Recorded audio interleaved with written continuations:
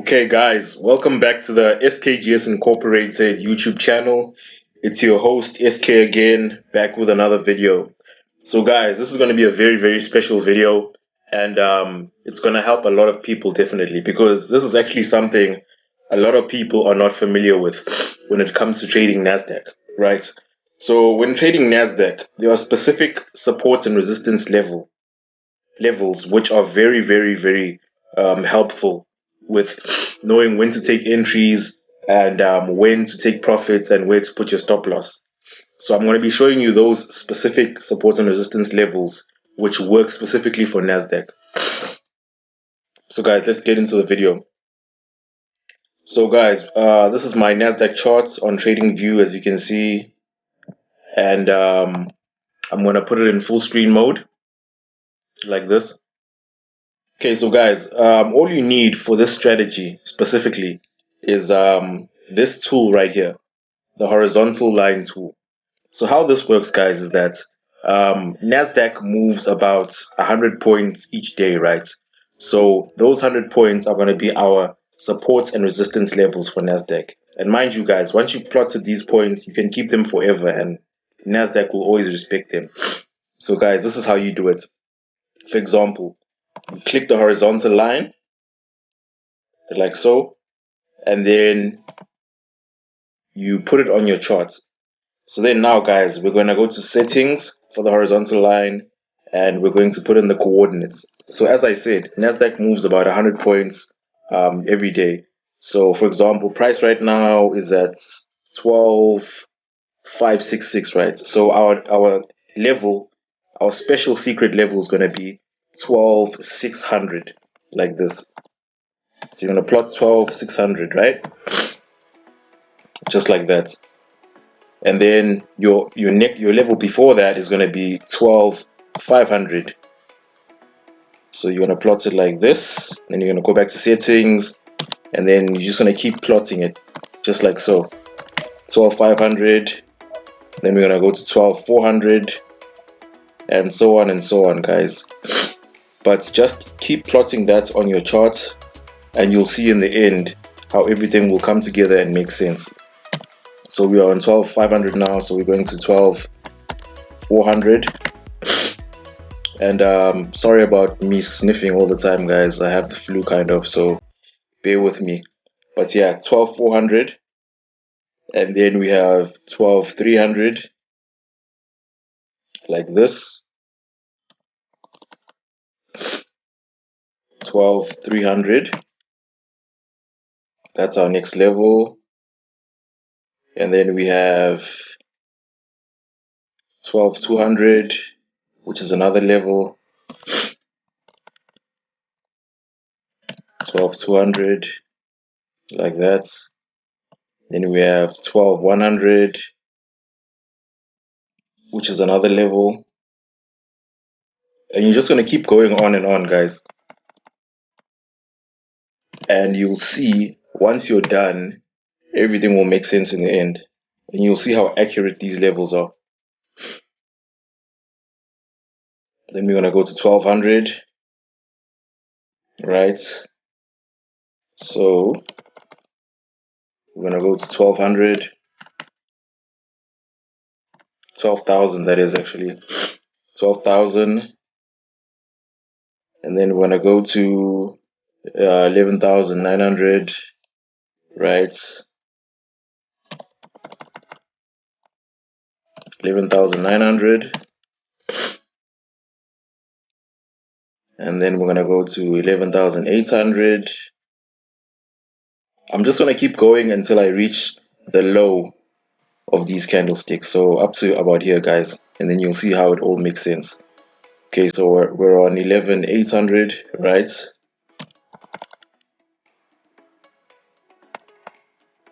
Okay, so 11,800, that's the next level.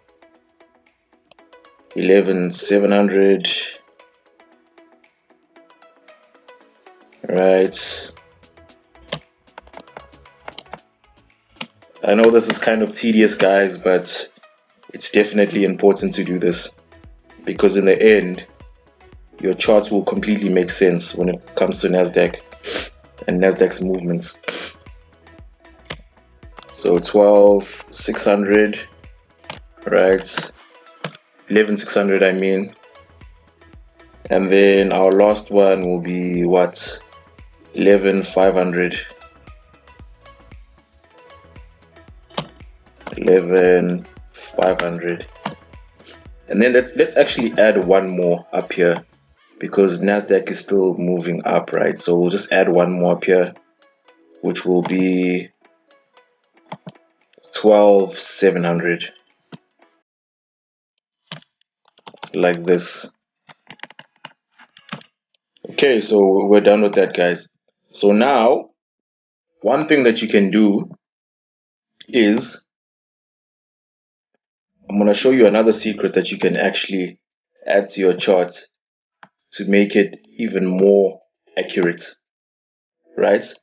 So now we are going to add our rectangle line, or rectangle shape, that is, on top, and layer it on top of, we're going to add our rectangle shape and layer it on top of our horizontal line, like this.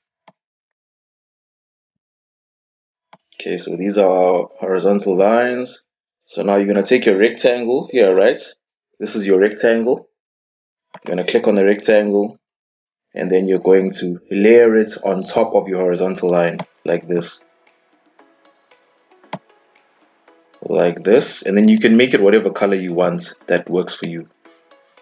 So we're going to layer it like that. And if you want to change the colors, of course, there's an option here to change your color, right? This is for the outline of the rectangle, and then this is for the actual color that fills the rectangle. But the most important setting for the rectangle that you must choose is that once you've drawn your rectangle, you go to settings, and then you go to style, then you choose extend to the right, and then that'll fill up your whole chart, basically. Like you see, like this rectangle goes all the way up to the end.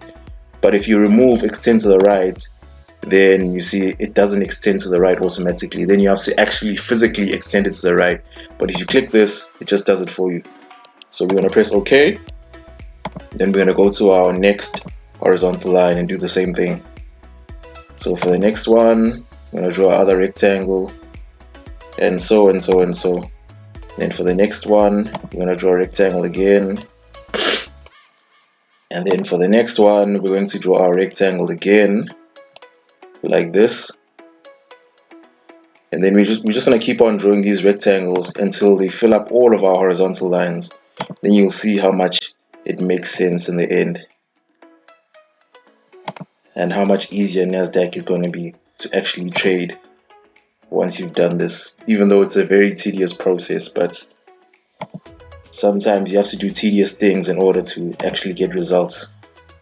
But yeah, so now we're going to keep doing this, right?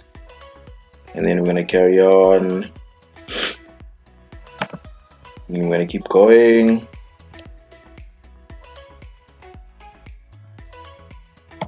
And going. I'm pretty sure there's an easier way to do this, but I'm just doing it this way, just to not make it technically more hard to do for people who are not that good at using TradingView. Okay, so yeah, there's about 2 more horizontal lines that we need to fill, guys. So we're gonna fill this horizontal line with our rectangle, and then our last one we're going to fill with the rectangle. So guys, these are now your support and resistance levels for Nasdaq, right? As I said, Nasdaq moves about 100 points each day, about, relatively, and you can use those as your support and resistance levels. Okay, so now let's look at the chart, guys. Let me just zoom into the candlesticks like this. But yeah, let's look at the chart now. So Nasdaq dropped from here all the way down here, right, to this level here, to 12,500, went back up to 12,600, dropped all the way down to 12,400, went back up to wick on 12,500, and then went all the way back down to 12,300, and then dropped again to 12,200, then dropped again to 12,100, and you can see that Nasdaq rejects almost perfectly most of the time on these levels, and then went up to 12,300, went up to 12,400, rejected on 12,400, went back to 12,300, rejected on 12,300, went up to 12,500, and so on and so on. As you can see, perfect rejections on these levels, and these you can use for entries, for support and resistance, for your stop loss, for your take profit, and so on and so on and so on. As you can see, these levels work perfectly. Okay, now let's go to the current price of Nasdaq and see how it's reacting to these levels. As you can see, you can even go back in time and these levels will still always be respected. As you can see, price is going. Even here, price rejected perfectly, right? Here, price rejected perfectly. Here, price rejected perfectly. As you can see, going on and on and on. Okay, let's go to current price. Let's see what Nasdaq is doing now. As you can see, rejected perfectly here, rejected perfectly here, went up to 11,800, stayed on this level, went down to 11,700, rejected, went up to 11,900, went up to 1200 actually, and then it went up, went down to 11,900. Price consolidated here. Price then shot up from here to the next level, which is 1200. Shot up again to the next level, which is 12,100, 12,200. Price went up to 12,300. Consolidated, came back down to 12,200. Went up, and then this is where price is now, right? Here at 12,600, which is where price is right now. So as you can see, Nasdaq respects these levels perfectly, and you can use these levels as support and resistance. You can use them for entries whenever Nasdaq rejects on a specific level. You can use them for take profit levels. You can use them for stop loss, as I said before, guys. And you can also add trend lines if you're a trend line trader. You can do that also. But this is for people who wants an easy way to trade Nasdaq, right? Even if I had to use trend lines, I'm not really a trend line trader, but if I had to draw a trend line using these same levels, I'm not sure how you guys draw trend lines, but I think it would be something like this, right? This would be our trend line here at the top, and then we'd have another trend line at the bottom, most probably like this. I think we have like a channel or something, right? Like that. But you can see, even within this channel that I've drawn, these levels are still respected perfectly. As you can see, came down here to touch, came down here, got our touch up here, consolidated here, went up and whatnot, right? So guys, those are the secret levels for Nasdaq, and that is somewhat of a strategy that you can use for entries, take profits, stop loss, support and resistance, and such and such.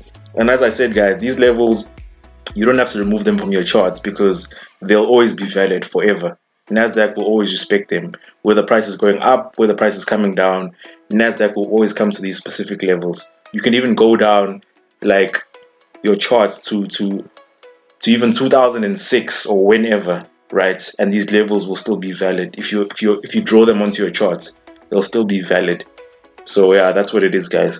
Hopefully you got some value from this video. If you did, hit the like button, subscribe, comments, and we'll see you on the next video.